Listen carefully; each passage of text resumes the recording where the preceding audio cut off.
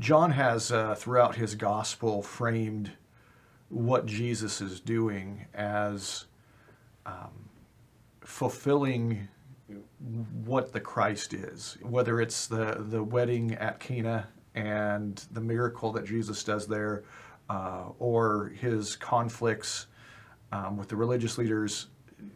There's always this element in John where he's bringing forth something that Jesus does and showing us how that makes him the Christ. And there's an additional element of John's gospel that I find interesting, and that's he often also carries the reaction of the people and their lack of understanding. In this last week of Jesus' life, Jesus will spend a lot of time explaining what exactly is happening, and still the people won't see it. His very own disciples won't see it. And Jesus gets about as point blank as he can with the explanations, it seems to me. What is it that's keeping them from being able to understand what he's doing? That's a great question. I don't know if we can pin it on one thing for all, but it does seem like it goes a little counter to maybe what they're expecting. And if you look at the Old Testament and you look at the Messiah, there's a place to see the Messiah as coming as a reigning king and a conquering king, and there's also a place to see the Messiah as a suffering servant. And there are many Jewish theologians who actually believe that there were two Messiahs, one kind of in the line of Joseph, who's the suffering one, and one in the line of David, who's the conquering king. And Jesus is obviously going to fulfill both, but not at the same time. And here he's coming specifically as the suffering one, and maybe they're expecting the king. And it's just not quite fitting into their vision of what's supposed to take place. Yeah, I think that it's interesting to see that really if you look from around John 13 through 17, there's a lot of extended speeches that Jesus gives. What are some of the things that he's talking about in that?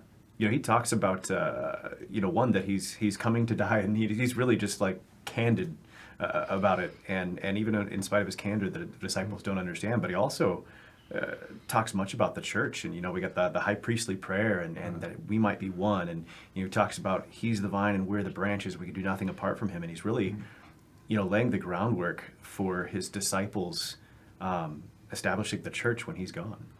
So if there's a central core, central theme to what Jesus is saying during this last week, and a lot of it happens kind of at the Passover, what is it that he's trying to convey? What would be that central theme that he's trying to get across to his disciples?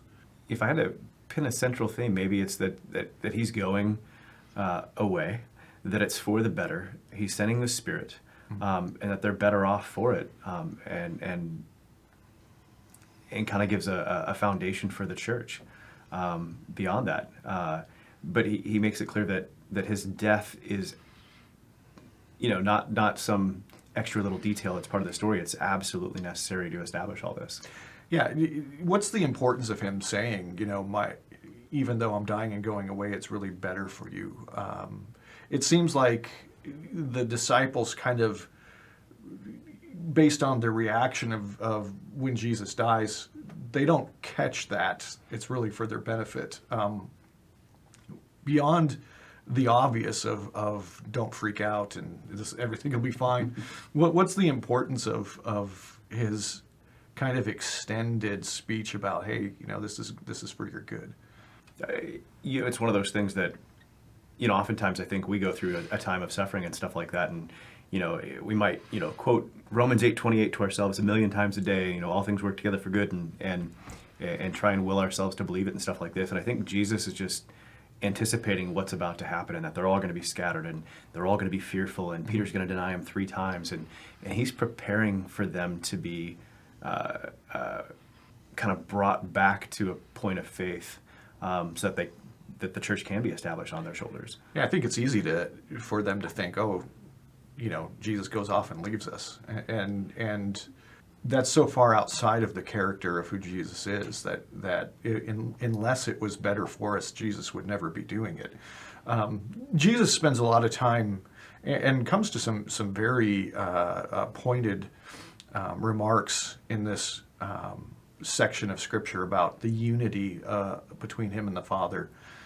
Why is that so important to say here at the end? Yeah, I'm trying to think of it in two different contexts. One, a lot of Muslim apologists will say, well, Jesus never claimed to be God and stuff Right. like that, but you can, especially in the book of John, go through and be like, that's not really true. He Right. accepted worship, he claimed to be one with the Father, Right.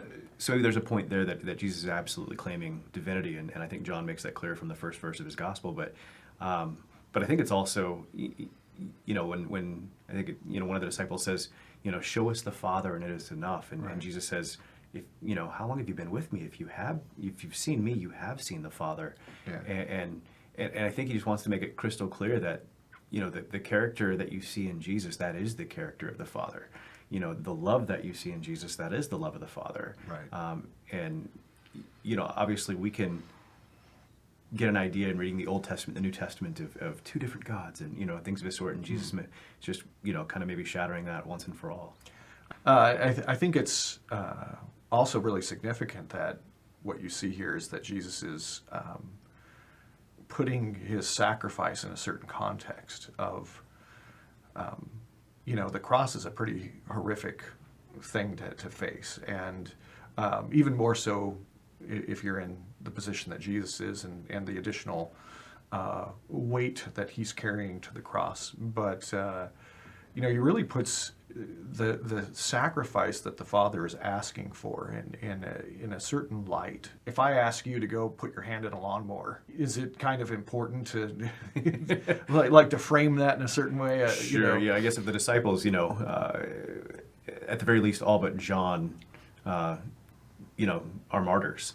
And then John was no no small sufferer himself, and to see that the champion of their faith, who's one with the Father, has paved that road for them, and let them know if they've hated me, they're going to hate you too, to kind of anticipate it. As far as the relationship between Jesus and the Father and the framing of sacrifice and that, is that important to us as believers? I mean, we can see that as I suffer, I'm doing what Jesus did, but Jesus seems to frame the suffering in terms of his relationship to the Father, and it's interesting to me that Jesus does that there's a framing. He could say that this is all about you, right? I mean, he could say to the disciples, you guys are sinful, you're dying, you're going to die in your sins, you're going to be separated from the Father, you're going to go to hell, I'm doing this for you. But that's not exactly the way that Jesus frames it. He frames it as this is about me being united to the Father, and I find that interesting. Is there any significance to that for us as believers?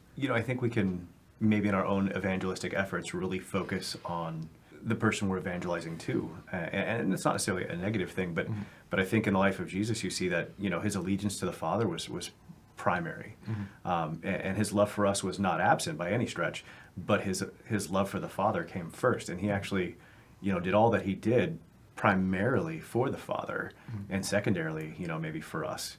And I think maybe, the disciples need to see that as well, that sacrifice is rooted in love for the Father, not necessarily in merely what it's going to accomplish. How does that reframe kind of what success looks like? Because I can see that if you die for somebody and they don't care about that, then that's pretty much a failure. In framing it from the standpoint of his unity with the Father and his love for the Father, there's an element of success there no matter what the world's response to it is.